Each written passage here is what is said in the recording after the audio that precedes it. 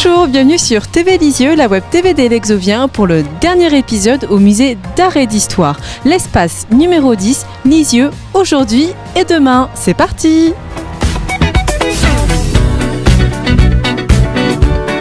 Bonjour Mathilde Rouénard. Bonjour. Que peut-on découvrir dans cette pièce ? Eh bien, nous sommes ici dans le 10e espace. C'est le dernier espace qui va clore en fait ce parcours permanent du musée. C'est un espace qui traite du Lisieux d'aujourd'hui et de Lisieux de demain. Autrement dit, c'est un espace qui présente les derniers projets architecturaux majeurs, en tout cas en termes d'architecture publique à Lisieux. Et puis, c'est un espace surtout qui présente une photographie aérienne sur laquelle nous sommes, puisque nous sommes debout et nous marchons sur cette photographie aérienne qui date de 2011 et qui représente la ville de Lisieux avec son développement actuel et sa morphologie actuelle.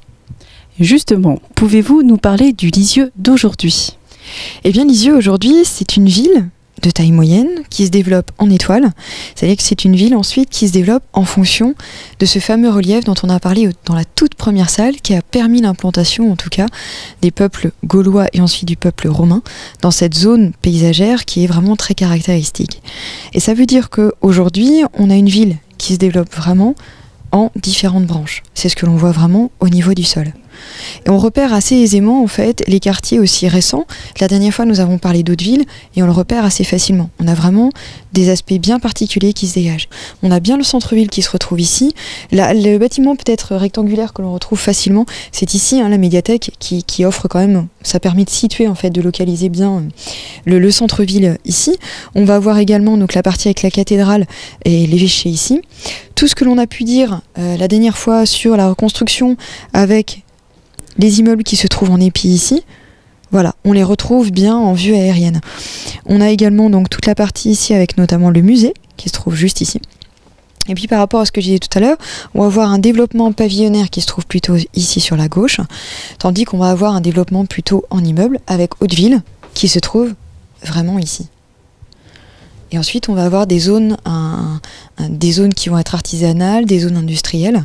Ce qui y avait d'intéressant en fait en montrant la carte ici et en permettant en fait, puisque c'est imprimé vraiment sur un support qui est fait pour, en permettant aux visiteurs de marcher dessus, c'était s'approprier vraiment une ville et s'approprier, être capable de survoler cette ville mais se l'approprier en entier.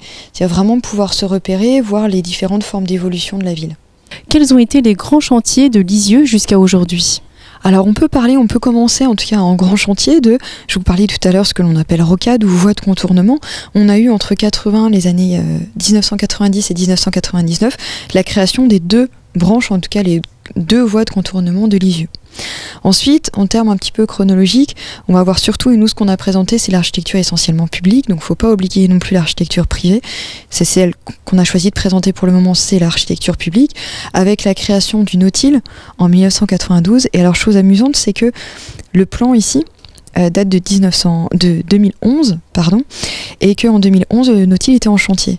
Donc pour les personnes qui savent aujourd'hui que le nouveau Nautile a réouvert, donc les personnes verront que sur cette carte-ci, elle est déjà un petit peu obsolète en tout cas, puisque c'est encore en chantier, alors que maintenant c'est terminé. En termes d'architecture, on avait également, et forcément ce bâtiment qui est l'un des plus connus, c'est la médiathèque André Malraux, dont on a fêté effectivement, il n'y a pas longtemps l'un des jubilés.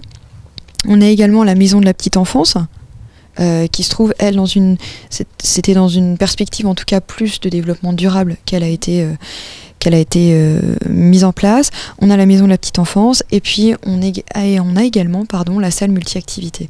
Donc ça fait partie aussi des bâtiments qui vont suggérer un nouveau visage sur la ville et qui font que la ville est vraiment... la ville est une ville qui regorge de patrimoine. C'est une ville qui permet, et on l'a vu au cours de ces 10 espaces, qui montrent tous les visages qu'elle a pu avoir aux différentes époques. Et puis c'est surtout aussi une ville qui évolue, qui est dans l'air du temps et qui se projette complètement dans l'avenir, puisqu'elle est capable aujourd'hui d'innover en matière architecturale. Et donc nous, c'est ce qu'on a voulu montrer, que le musée était là à la fois pour témoigner du patrimoine, du passé, de l'histoire, mais c'est en témoignant de ce passé-là qu'on va réussir aussi à avancer vers l'avenir. Et on est aussi là, nous, musée, pour accompagner des grands projets qui se mettront en place, dans des termes vraiment, dans une perspective patrimoniale en tout cas, et plus tard historique, nécessairement. Pour finir, avez-vous un message à adresser aux personnes qui vont vous regarder ? Eh bien d'abord, je les remercie infiniment de nous avoir suivis pendant ces 10 épisodes.